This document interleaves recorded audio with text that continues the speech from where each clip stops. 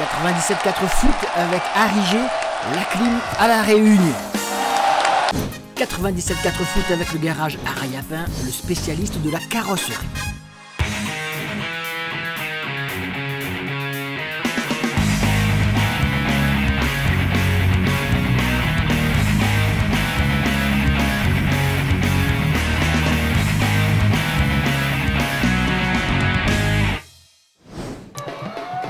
Bonsoir, je vais vous parler de la 9e journée du championnat de première division régionale qui s'est disputée ce week-end avec une bien belle affiche.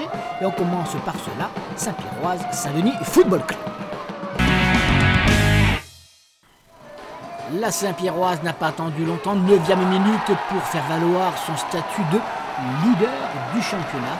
Et c'est son capitaine, Quentin Boesso, qui, magistralement sur ce coup franc, permet à son équipe d'ouvrir le score. 9e minute de jeu, puis toujours en première mi-temps, ce long dégagement de Mathieu Pelops, ce ballon qui arrive dans les pieds de son partenaire Alexandre Loricourt, et ça fait déjà 2-0. Et puis en seconde mi-temps, c'est Jean-Michel Fontaine sur une frappe détournée qui va permettre à son équipe de clôturer le score final à 3-0.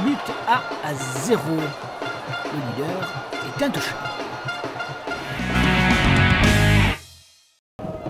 À quelques kilomètres de là, les Saint-Louisiens n'ont pas fait de la dentelle non plus. 3-1 face à la Jeanne d'Arc avec, dès la 30e seconde, l'ouverture du score signée Andy et Sophie. Les Verts qui concèdent l'égalisation sur ce ballon repris par le Portois Briton. La Jeanne d'Arc donc revient à hauteur de son adversaire, un but partout, et commence à y croire sérieusement, d'autant que le jeu est relativement équilibré. Mais la Saint-Louisienne, ce magnifique coup franc signé Anthony Palani, reprend l'avantage et mène par 2-1, score à la mi-temps. Une mi-temps mise à profit par les dirigeants pour présenter anciens dirigeants qui ont fait l'histoire de la Saint-Louisienne à l'occasion de son 80e anniversaire. Les voilà. Et en seconde mi-temps, eh bien, la Saint-Louisienne marque ce 3e but par le même Anthony Palani qui va chercher le contact et la faute indiscutable. Du reste, le pénalty sifflé par M. Bureau, ça fait un coup franc pour le buteur de la journée, Anthony Palani. 3-1 au score final. La Saint-Louisienne redémarre fort cette deuxième partie de la saison face à des Portois qui n'ont pas démérité. Mais ça n'a pas suffi.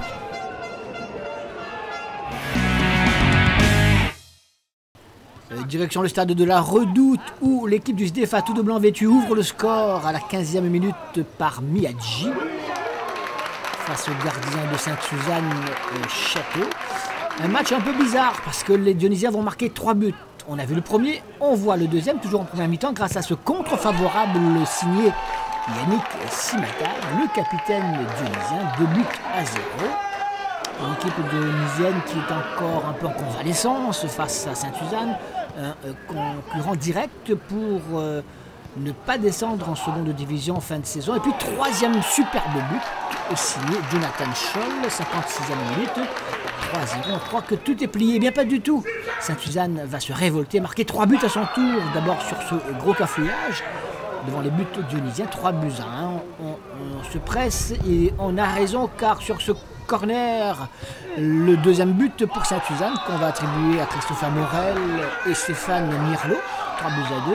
Et dans les arrêts de jeu de cette rencontre, eh bien, l'équipe de Sainte-Suzanne va arracher l'égalisation grâce, encore une fois, à Stéphane Mirlot, donc au milieu d'un paquet de joueurs, encore une fois, 3 buts partout.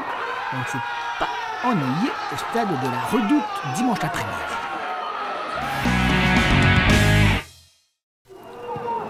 Au stade Paul Gillius Bénard, les Saint-Paulois ont concédé le match nul face à la Petite-Île. C'est Saint-Paul qui ouvre le score. Soria, superbe remise pour son partenaire Cambi. 1-0, 80e minute. On prend la victoire saint-pauloise. Et non pas du tout. La Petite-Île, qui n'a pas démérité, arrache l'égalisation grâce à cette reprise de Jérémy Vollet. Un but partout entre les deux équipes.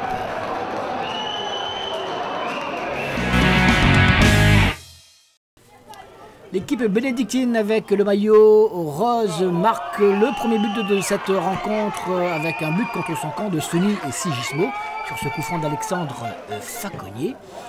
Une équipe bénédictine qui va marquer un deuxième but à la suite de cette reprise. Là, encore une fois, mais il ne doit qu'à lui-même ce but, Alexandre Facollier. 2-0, ça vaut un superbe salto arrière, double salto paraît-il. La Capricorne en seconde mi-temps réduit le score par Issa Nazamali, 2-1, tout est encore possible pour les joueurs de la Ravine des Cabris, mais en face il y a une équipe très remontée, l'équipe du Racing Club de Saint-Benoît, donc qui va marquer ce troisième but par Nicolas Boyer à la réception de ce centre de Bertrand Hérissi. 3-1 pour les Bénédictins. Rapidement les résultats complets de cette 9e journée du championnat, avec notamment la victoire de l'Excelsior sur les Marsouins de Saint-Leu tout en bas. 1-0 et au classement donc toujours le leader Saint-Pierrois, suivi par l'Excelsior, la Sainte-Marienne. On se retrouve nous demain soir 19h45, un magazine beaucoup plus complet sur ce week-end de football à La Réunion. 87.4 Foot Plus, à demain 19h45. Salut.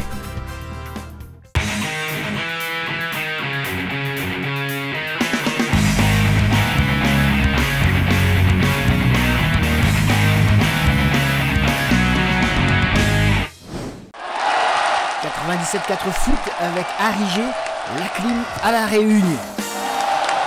97.4 Foot avec le garage Arayapin, le spécialiste de la carrosserie.